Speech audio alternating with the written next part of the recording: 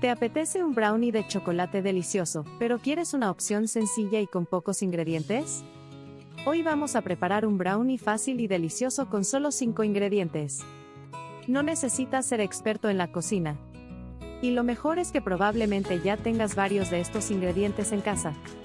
Para preparar nuestro brownie necesitamos 2 plátanos maduros, 2 huevos, media taza de cacao puro en polvo sin azúcar, media taza de crema de cacahuete y una cucharadita de polvo de hornear.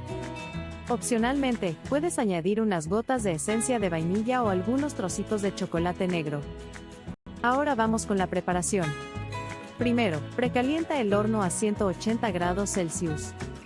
Pela los 2 plátanos maduros y colócalos en un recipiente grande.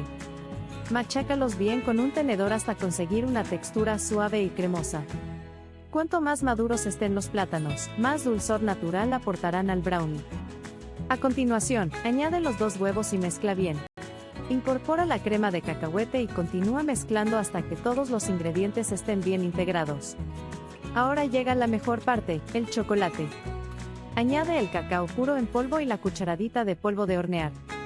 Mezcla nuevamente hasta conseguir una masa de chocolate uniforme y cremosa. Si quieres darle un toque extra, puedes añadir unos pequeños trozos de chocolate negro. Prepara un molde pequeño con papel para hornear y vierte toda la mezcla. Extiéndela suavemente para que quede uniforme. Hornea durante aproximadamente 20 a 25 minutos a 180 grados Celsius. El tiempo puede variar ligeramente dependiendo del horno y del tamaño del molde.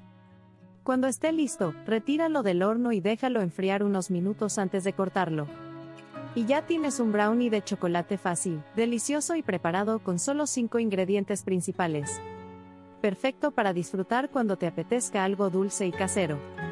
Puedes acompañarlo con fruta fresca, yogur natural o simplemente disfrutarlo tal cual. Guarda esta receta para probarla más tarde.